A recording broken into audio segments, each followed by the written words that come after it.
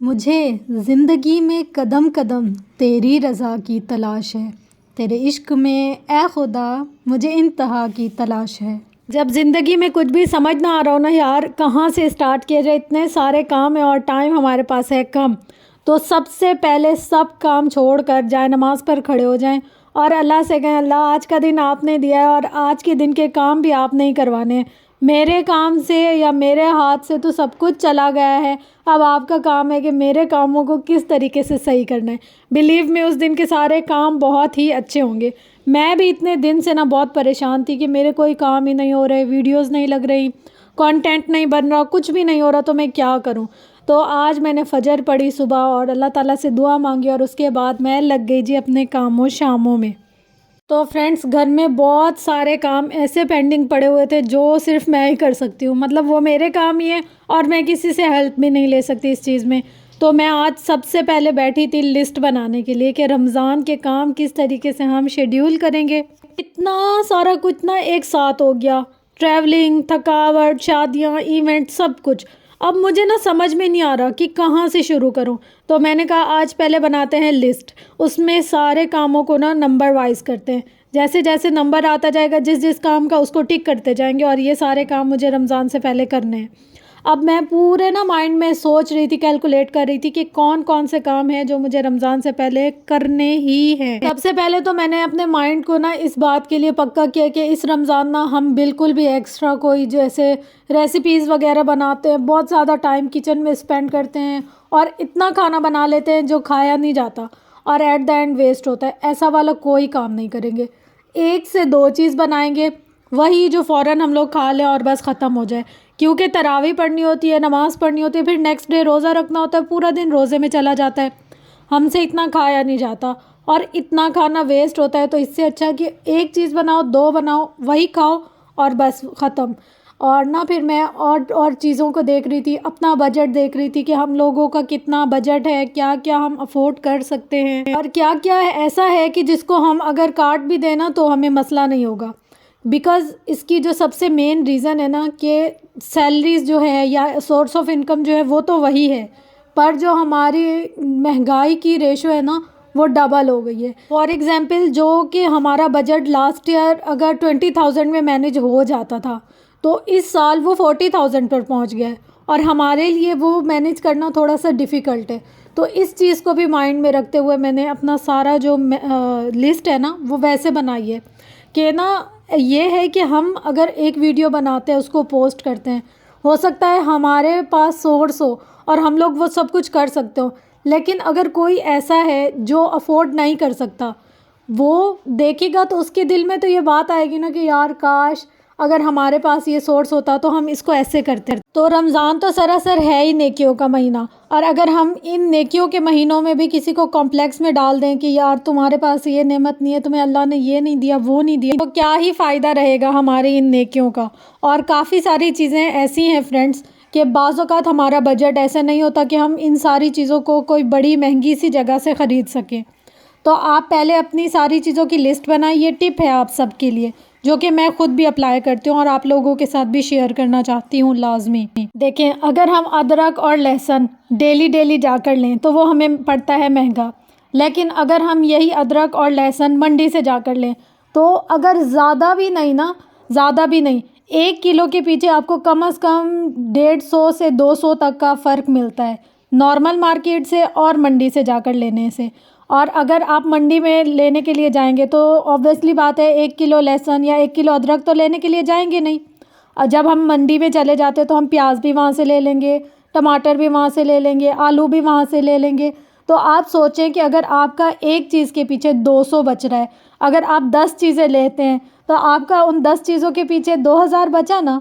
Obviously बात है, तो हम अपने बजट को इस तरीके से मैनेज कर सकते हैं, छोटी छोटी चीज़ों के ज़रिए से। देखिए, मुझे ना कोई शर्मिंदगी नहीं होती कि मैं अगर अपनी छोटी छोटी सी टिप्स आप लोगों के साथ शेयर करूं, तो मुझे अच्छा लगेगा अगर मेरी वजह से आप लोगों को कुछ अच्छी पॉजिटिव बात सीखने, समझने या करने को मिलेगी। देखिए, यहाँ पर ना मैंने पूरी लिस्ट बना ली है कि मुझे पूरे रमज़ान से पहले क्या क्या काम करने हैं और मुझे इन्हीं के हिसाब से ये सारी रूटीन अपनी फॉलो करनी पड़ेगी। लेकिन इसके साथ साथ ना मैं पहले अपने घर में देखूंगी कौन कौन सी चीज़ें ऐसी हैं जिनको मैं अगर ना भी लूँ तो मेरा गुजारा चल जाएगा, और कौन सी ऐसी चीज़ें हैं कि जिनको अगर मैं बिल्कुल स्किप कर दूँ तो भी मुझे कोई फ़र्क नहीं पड़ेगा। सबसे पहले अपने घर की कैबिनेट्स वगैरह चेक करें, फ्रिज साफ़ करें, फ्रिज में देखें, जहाँ आप ग्रॉसरी ला कर रखते हैं वहाँ देखें कौन कौन सी चीज़ें आपके पास ऑलरेडी मौजूद हैं और कौन कौन सी चीज़ें ऐसी हैं जो इस्तेमाल ना करने की वजह से एक्सपायर हो गई हैं। अक्सर ना ऐसा होता है कि हम अपने घर में देखते नहीं हैं कि क्या क्या चीज़ अवेलेबल है और नहीं है, और हम दोबारा दोबारा से चीज़ें ला ला कर रखते रहते हैं, तो वो जो पहले चीज़ मौजूद होती है वो पड़े पड़े ख़राब हो जाती है और नई चीज़ आ जाती है उसके बदले, और यूँ इस तरीके से पैसा भी ज़ाया होता है, रिस्क भी ज़ाया होता है। तो बजाय इसके कि मैं आप लोगों को सिर्फ ज़बानी कलामी बताती जाऊँ, मैं आपको प्रैक्टिकली करके भी दिखाती हूँ कि देखें यहाँ पर मैंने आकर अपनी सारी फ्रिज देखी, क्या क्या चीज़ें ऐसी हैं जो मेरी फ्रिज में मेरे घर में ऐसी पड़ी हुई हैं कि जिन पर तवज्जो नहीं दी गई, और मुझे बहुत ज़्यादा गुस्सा आ रहा था ख़ुद पे भी कि यार मैंने क्यों नहीं ये काम काफ़ी दिन पहले किया, लेकिन मैं नहीं कर सकती थी, इसमें मेरा कोई फ़ॉल्ट नहीं है। फिर मैंने अपनी सारी फ्रिज खाली की, बहुत अच्छे तरीके से इसकी कोने कोने को साफ़ किया। अच्छा, यहाँ पर आपको ये वाली टिप देती हूँ, फिर उसके बाद आपको नेक्स्ट बताती हूँ। सफाई के लिए ना मैंने मीठा सोडा और हल्का नीम गर्म पानी, तेज़ गर्म नहीं, नीम गर्म पानी, और ना उसके अंदर शाइन जो बर्तनों वाला होता है वो डाल कर ना मैंने फ्रिज में पूरा रख दिया। तकरीबन 10-15 मिनट के लिए फ्रिज में पूरा स्प्रे कर ना छोड़ दिया। मीठा सोडा तो इतना बेस्ट है ना फ्रिज की सफाई करने के लिए कि मैं आपको क्या बताऊँ। उसकी वजह से ना फ्रिज में स्मेल भी नहीं होती। काफ़ी दफ़ा पहले भी मैंने आप लोग को करके दिखाया, लेकिन आज ना मैं आप लोग को छोटी छोटी सी टिप्स देती जाऊंगी। और ये जो हमारी शीट्स है ना, ये इतनी काली इसलिए हो गई हैं कि ना गैस का बहुत ज़्यादा इशू होता है, फिर सिलेंडर वाले चूल्हे में बर्तन ऐसे ही हो जाते हैं ख़राब से। अब देखिए यहाँ पर ना पूरे मैंने कोने कोने अच्छे से साफ़ कर लिए, फिर इसके अंदर दोबारा से शीट्स और ये ग्रिल वगैरह सब लगाने लग गई। अच्छा, यहाँ ना मैं आप लोगों को अपने एक्सपीरियंस के बिहाफ पर एक बात शेयर करने लगी थी, क्योंकि मुझे काफ़ी साल का ये परचेजिंग का एक्सपीरियंस है और इस चीज़ को मैंने बहुत दफ़ा खुद भी नोट किया है, और शॉपकीपर्स वगैरह भी हमें इस बारे में गाइड कर देते हैं। अब मैं आपको एक मोटी सी मिसाल देती हूँ। अब रमज़ान में सब ने टैंग वगैरह और ये तो लेना होगा ना, आप टैंक का एक साशे ले लें, छोटा जो पैकेट होता है ना पाव वाला, और उसी पाव वाले का डब्बा भी ले लें। आप देखें पैकेट में और डब्बे में कितना फ़र्क होगा। लाइक 100-150 वो हमारे से डब्बे का चार्ज करते हैं। तो अगर हमारे पास ऑलरेडी घर में कोई भी जार है या कोई भी डब्बा है जिसके अंदर हम कंटेनर में वो भर कर रख सकते हैं, तो एक पैकेट के पीछे हमें फ़र्क पड़ा ना पूरे 100 रुपीज़ का या 50 रुपीज़ का या 70 रुपीज़ का। ये छोटी छोटी चीज़ें हम कैलकुलेट करेंगे। अगर हम अपनी सब्ज़ी से इतने पैसे बचा सकते हैं, हम अपने घर के राशन से इतने पैसे बचा सकते हैं, हम अपनी जगह को स्विच करके पैसे बचा सकते हैं। पता ही नहीं चला कि दिन कब शुरू हुआ और कब ख़त्म हो गया। तो आज के मेन्यू में बनाए हैं हम लोगों ने हलीम, और ये है हलीम नहीं सॉरी जौ का दलिया, और उसके साथ प्याज, मसाला, नींबू, धनिया, मिर्ची नहीं डाली क्योंकि मिर्ची वैसे इसके अंदर ही बहुत तेज़ है, तो डालने का कोई फ़ायदा ही नहीं है।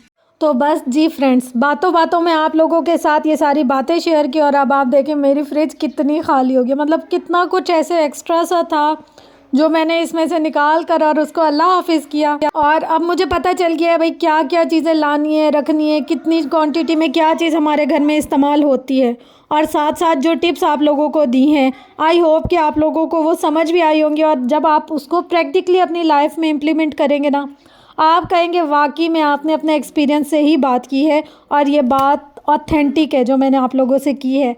अगर नहीं बिलीव होता तो आप लोग ट्राई कर लें और फिर अपना फ़ीडबैक मेरे साथ लाजमी शेयर कीजिएगा। मेरा मकसद होता है आपको कुछ ना कुछ अच्छी बात, कुछ ना कुछ नया एक्सपीरियंस, कुछ ना कुछ ऐसा दूँ हर वीडियो में कि आप लोगों के लिए आगे काम आए। तो अगर मेरी कोई एक बात या एक चीज़ भी आपको अच्छी लगती है और आपके काम आती है तो प्लीज़ वीडियो को लाइक, शेयर, कमेंट, सब्सक्राइब कर दिया करें, क्योंकि आपकी सब्सक्रिप्शन मेरी मोटिवेशन होती है, और जब आप लोग मुझे मोटिवेट करेंगे तो मैं इंशाल्लाह इससे भी अच्छी और मज़े की वीडियोस ना आप लोगों के साथ शेयर करती जाऊंगी। बस यहाँ पर सारी सफाइयों में पूरा दिन निकल गया और पता ही नहीं चला कि दिन कैसे गुजरा। तो बस अल्लाह की मदद जब होती है ना, ऐसे ही काम आसान हो जाते हैं।